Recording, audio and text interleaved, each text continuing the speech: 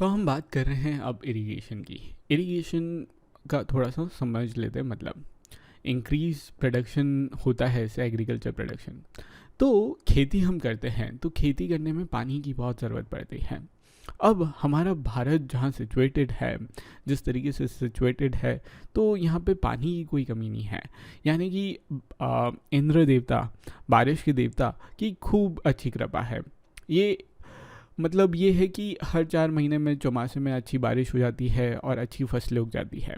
लेकिन प्रोडक्शन अब इंक्रीज़ करना है, तो जिस मौसम में 4 महीने के बाद जब मौसम में बारिश नहीं होती है, तो कैसे हम वापस क्रॉप ग्रो कर पाए जब बारिश नहीं होती है। तो इरिगेशन एक तरीका है। क्या करा जाता है इरिगेशन में, तो मैं आपको बता देता हूँ। एक्चुअली या तो कुएं में पानी स्टोर कर लो, या फिर नदियों से कनाल बना के वहाँ से नदियों का पानी खेतों तक पहुँचाओ, इस तरीके से। या फिर आपके पास अगर कोई लेक्स है, वहाँ से पानी ले आओ। तो इस तरीके से पानी की समस्या पूरी हो जाएगी और आप प्रोडक्शन बढ़ा सकते हो। ठीक है। तो अब मैं बात कर रहा हूँ विलेजेस की। तो किंग्स और किंगडम्स जो होते हैं वो हो ही नहीं सकते थे अगर विलेजेस, और विलेजेस यानी कि फ्लरिशिंग विलेजेस ना होते, जहाँ पे अच्छी खेती बाड़ी होती हो, जहाँ पे हर्डर्स और फार्मर्स रहते हो और वो अपना खाना किंग की कैपिटल में पहुँचाते हो। क्योंकि कैपिटल में और सिटीज़ में एग्रीकल्चर नहीं होता था, वहाँ पे दूसरी एक्टिविटी होती थी, वहाँ पे ट्रेडिंग होती थी, क्राफ्ट्समैन होते थे, सोल्जर्स होते थे, ऑफिशियल होते थे, किंग्स रहते थे। तो लेकिन फार्मर्स और हर्डर्स नहीं रहते थे। तो उन्हें अगर विलेजेस से खाना जाता था उन सब का। अब हमने ये तो देख लिया कि नए टूल्स ईजाद होने लगे, आयरन टूल्स होने लगे, जिससे मदद होने लगी ट्रांसप्लांटेशन के बारे में। ट्रांसप्लांटेशन का एक कंसेप्ट मैंने बताया था कि किस तरीके से राइस, जिसे हम पैडी भी बोलते हैं, पैडी की खेती होती है। क्या किया जाता है कि कुछ बीज अंकुरित होंगे, जर्मिनेट होंगे, कुछ नहीं होंगे। तो एक ट्रायल वर्जन पहले ही डाल लो ना, और उसके बाद जब आपको पता चल जाए कि ये बीज अंकुरित होंगे, तो उन्हें फिर बाद में फील्ड में सो कर दो। पहले उन्हें नर्सरी में उगाओ, जो जो उग जाए उन्हें आप फील्ड में वापस कर दो। इसे बोलते हैं ट्रांसप्लांटेशन। प्लांटेशन मतलब वापस से प्लांट करना, ट्रांसप्लांटेशन मतलब वापस से प्लांट करना। तो एक बार नर्सरी में प्लांट किया था, जो उग गए उन्हें ट्रांसप्लांट कर दिया।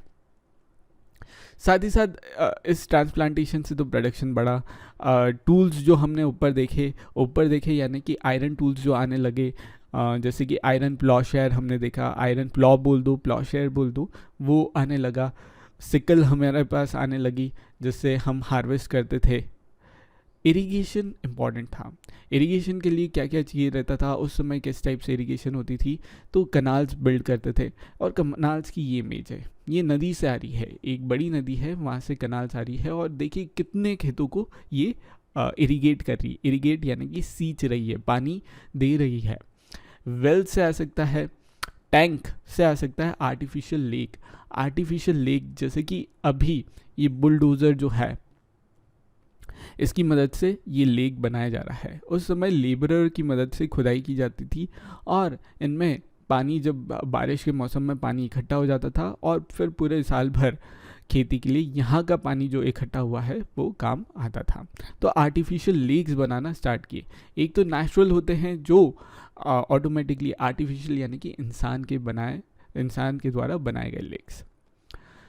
तो हम थोड़ा सा एक एक्सरसाइज है, लेकिन इस एक्सरसाइज को हम नहीं करेंगे। हम आपको स्टेजेस डायरेक्टली बता देते हैं कि किस तरीके से कंस्ट्रक्शन होता था इरिगेशन के लिए, और किस तरीके से इरिगेशन एक प्लांट तरीके से होता था। अब देखिए, पहला हमने ये समझ लिया कि किंग्स जो होते थे उनको क्या चाहिए था, उनको चाहिए था पैसा। आर्मी के लिए, पैलेस के लिए, फोर्ट के लिए, प्रोटेक्शन के लिए, और लॉ एंड ऑर्डर मेंटेन करने के लिए, गवर्न करने के लिए, उनके राज्य को, साम्राज्य को, एम्पायर को गवर्न करने के लिए। उसके लिए वो क्या करते थे, उसके लिए वो टैक्स डिमांड करते थे आम लोगों से, फार्मर से भी डिमांड करते थे। फार्मर्स को अगर टैक्स चुकाना होता था, यहाँ पे सी पॉइंट आएगा। फार्मर्स को टैक्स चुकाना पड़ता था, तो उन्हें प्रोडक्शन इंक्रीज करना पड़ेगा, तभी वो टैक्स दे पाएंगे। ठीक है। प्रोडक्शन इंक्रीज करने के लिए उन्हें इरिगेशन चाहिए, खेत को सींचना पड़ेगा। इरिगेशन करने के लिए जो पैसा चाहिए वो किंग प्रोवाइड कर देता था, और किंग ही उनके मंत्रियों के साथ प्लान बता देता था कि इस टाइप से ये बड़ी नदी है, सपोज गंगा नदी है या नर्मदा नदी है, यहाँ से पानी ले जाएंगे और इन इन खेतों में यहाँ पानी जाएगा। तो प्लानिंग भी वहीं से हो जाती थी। लेकिन प्लानिंग तो हो गई, काम तो लोगों को करना पड़ता था। तो लेबर यानी कि जो काम करने वाले लोग रहते थे वो प्रोवाइड लोग ही करते थे, काम करते थे। प्रोडक्शन इंक्रीज होता था, ठीक है, तो सरकार की रेवेन्यू यानी कि टैक्स भी इंक्रीज हो जाता था, ठीक है। और फार्मर भी बेनिफिट होते थे क्योंकि क्रॉप प्रोडक्शन जो होता था वो बहुत ही ज़्यादा सर्टन हो जाता था, मतलब कंफर्म हो जाता था कि क्रॉप का प्रोडक्शन तो बढ़ेगा ही बढ़ेगा। इरिगेशन का एक फ़ायदा ये रहता है जो कि बारिश के ऊपर डिपेंड होने से, कि ये इंश्योर करता था कि यार पानी तो रहेगा ही रहेगा। बारिश कभी होती थी, कभी नहीं होती थी, कभी गलत समय पे हो जाती थी तो भी दिक्कत होती थी। तो इस तरीके से इरिगेशन तो ये है, कंफर्म है कि पानी रहेगा तो प्रोडक्शन बढ़ेगा, ठीक है। तो आपको ये अंडरस्टैंडिंग बेसिकली इरिगेशन की समझ में आ गई होगी। अब मैं बात कर देता हूँ कि विलेजेस में कौन रहते थे। अब विलेजेस में बहुत सारे टाइप के लोग होते थे, बहुत अलग अलग ऑक्यूपेशन रहते थे। और मैं बात कर रहा हूँ साउथ और नॉर्थ पार्ट ऑफ सब कॉन्टिनेंट की। जैसे कि ये हो गया नॉर्थ पार्ट, और ये जो पार्ट हो गया ये साउथ पार्ट हो गया, ठीक है। साउथ पार्ट में बेसिकली अब आज की प्रेजेंट स्टेट्स जो आ गई है, कर्नाटक, तेलंगाना, केरला और तमिलनाडु, ये स्टेट्स आ गई हैं, और आंध्र प्रदेश, ये स्टेट्स आ जाती है साउथ में, ठीक है।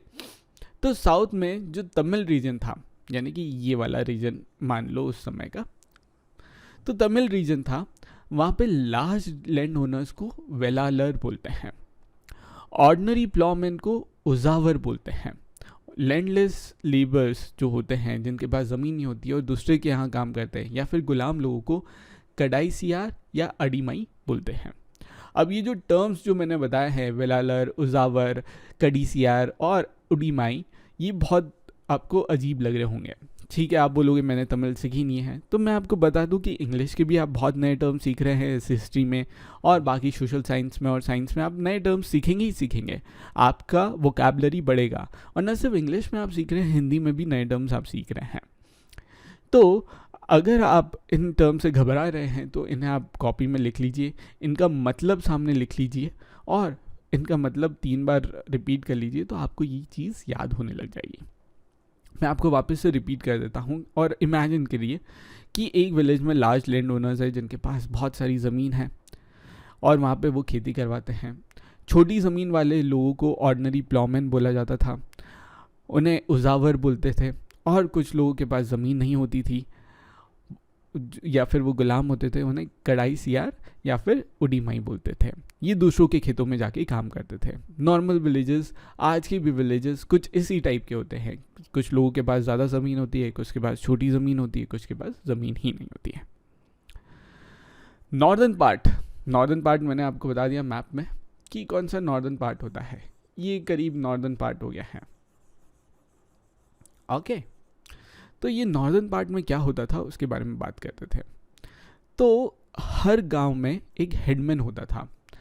हेडमैन जो होता था वो गांव का प्रमुख होता था, मेन मैन होता था, और उनका नाम होता था ग्राम भोजक। ग्राम भोजका, भोजक का बोल दो, भोजक बोल दो, एक ही बात है, ठीक है। और ये जो ग्राम भोजक होते थे, ये अगर सालों दर साल एक ही फैमिली के आते थे, मतलब बेटे का बेटा, एक ही पुश्ते चलाती रहती थी ये पोजीशन। मतलब बोला जाए तो ये पोजीशन हेरिडेटरी होती थी। और ये जो ग्राम भोजक रहते थे ना, अधिकतर समय ऑफन लार्जेस्ट लैंड ओनर थे। Generally he had slaves and hired workers to cultivate the lands. ज़मीन को कल्टिवेट करने के लिए या तो वो आदमी रख लेता था जिनको पेमेंट कर देता था, या फिर बहुत सारे गुलाम होते थे जो उनके लिए काम करते थे, और बहुत ही पावरफुल होते थे ये। उन विलेज में उनकी धाक चलती थी, ठीक है। धाकड़ व्यक्ति रहते थे, बाहुबली बोल दो आप उन विलेजेस के, ठीक है। तो इस टाइप के दमदार लोग रहते थे। और किंग्स भी अगर उन्हें टैक्सेस कलेक्ट करना रहता था विलेजर्स से, तो ग्राम भोजक के द्वारा ही कलेक्ट करवाते थे। मतलब बाकी जो छोटे लैंड ओनर्स थे उनसे भी टैक्स कलेक्ट करना है तो ग्राम भोजक को बोल देते थे, वो कलेक्ट करके दे देता था टैक्स किंग को, राजा को।